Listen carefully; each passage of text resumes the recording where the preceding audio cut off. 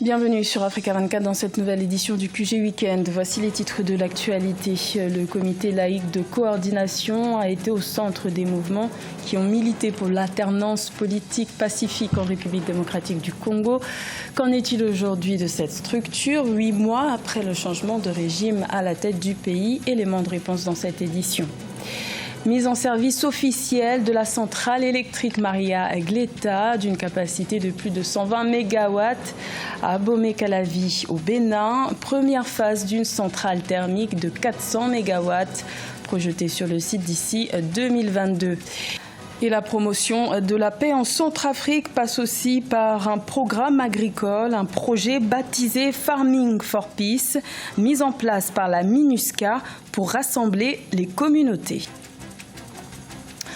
Voilà 8 mois que la République démocratique du Congo est entrée dans sa première alternance politique pacifique, un changement rendu possible notamment par les mouvements du comité laïque de coordination proche de l'Église catholique, une structure qui a joué un rôle déterminant, comme nous l'explique notre correspondant Jacques Mboka.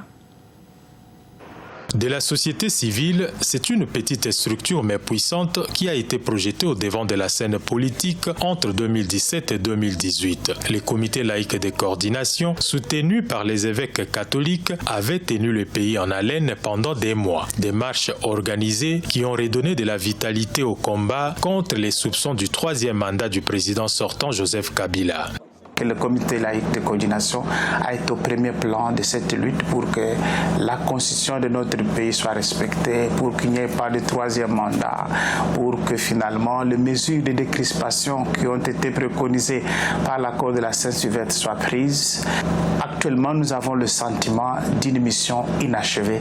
Le CLC avait été créé suite à l'appel des évêques catholiques qui stigmatisaient la gestion du pays par l'ancien régime. Il s'est montré plus mobilisateur des masses que l'opposition en perte de vitesse face au camp du président Kabila, plus soudé et organisé.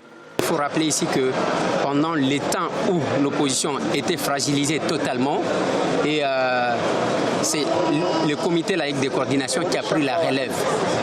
Et c'est comme ça que vous avez constaté à son temps que les politiques s'étaient accrochés à ça, parce que l'opposition n'existait presque plus. Ayant vécu plus d'une année dans la clandestinité, les membres du CLC sont aujourd'hui libres de leur mouvement. Ils saluent l'ouverture politique du nouveau régime avec la libération des prisonniers politiques et le retour des exilés.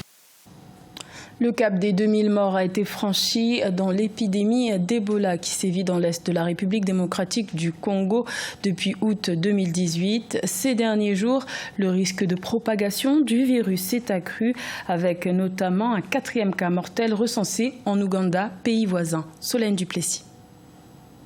Le virus Ebola continue de faire des ravages en République démocratique du Congo. Le nombre de morts a franchi le cap des 2000 selon des données publiées ce vendredi, ce qui en fait la deuxième plus importante épidémie d'Ebola, après celle qui a frappé l'Afrique de l'Ouest en 2013 et 2014. En RDC, 3000 personnes ont été contaminées depuis août 2018. Le virus, particulièrement contagieux, provoque la mort de 25 à 90% des cas.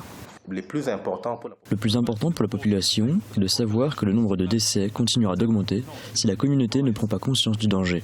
Si elle ne se rend pas compte qu'il existe des mesures pour empêcher d'autres personnes de mourir. Plusieurs pistes sont actuellement à l'étude pour mettre au point un traitement contre la fièvre hémorragique, mais Ebola continue de sévir dans les provinces à l'est de la République démocratique du Congo, faisant craindre un risque de propagation vers les pays voisins. En Ouganda, une jeune fille venant du Congo est décédée des suites du virus ce vendredi, ce qui porte à 4 le nombre de morts dans le pays. On nous dit que nous devons être vaccinés, mais l'important est que la maladie prenne fin. Il est plus important de prendre soin des gens et d'éradiquer Ebola. Ce n'est qu'une maladie et quand les personnes seront guéries, elle disparaîtra. Décrétée urgence sanitaire mondiale le 17 juillet dernier, cette nouvelle épidémie d'Ebola est la 10e en République démocratique du Congo depuis 1976. L'OMS a appelé à renforcer la lutte contre le virus par le biais du développement des systèmes des soins de santé dans le pays. Le Bénin a officiellement lancé le 29 août une centrale électrique d'une capacité de plus de 120 MW, un projet qui a duré environ 18 mois et qui permettra au pays de combler plus de 50% de son besoin énergétique. Reportage de notre correspondant Lefti Ounou. Le Bénin s'est doté d'une centrale électrique de 127 MW. La centrale électrique thermique Maria Glita 2 est opérationnelle à Abomey-Calavi après 18 mois de travaux de construction. Elle constitue la première phase d'une centrale thermique de 400 MW projetée sur le site d'ici 2022. Cette infrastructure électrique est équipée de moteurs pouvant fonctionner au fioul ou au gaz. La valeur limite qui a été affichée, qui est de 50 décibels, cette centrale est largement en dessous puisque c'est autour de 40. Les tests d'endurance, je dis bien d'endurance, qui ont duré des semaines et des semaines, ont confirmé que cette centrale a produit et peut produire pendant des années 129,08 MW. Qui dit mieux? La réalisation de ce joyau a coûté 107,5 milliards de francs CFA. Elle a été financée par l'État béninois, la Banque ouest-africaine de développement, la Banque islamique de développement et la Banque d'investissement et de développement de la CEDEAO. Depuis un mois, la centrale alimente la moitié des besoins de la clientèle de la SBEE. Le gouvernement béninois s'est engagé à endiguer le déficit énergétique et à rendre performant le secteur de l'électricité d'ici 2021. À noter que la centrale sera exploitée par l'entreprise BWSC Bénin SA pour une période de 5 ans renouvelable. En Centrafrique, la mission de maintien de la paix des Nations Unies a décidé d'apporter une aide durable aux populations en instaurant un programme agricole spécial, un projet baptisé Farming for Peace qui vise à rassembler les communautés dans ce pays en proie à des conflits intercommunautaires depuis 2013. Solène Duplessis.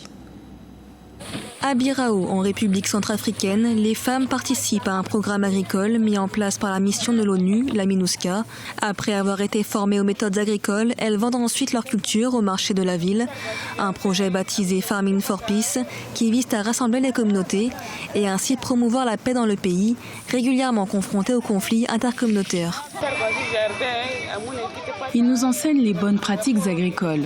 Nous travaillons également avec des personnes de différentes communautés ethniques et nous apprenons à vivre et à travailler ensemble. Nous voulons la paix. Les initiatives agricoles de la MINUSCA ciblent également les jeunes.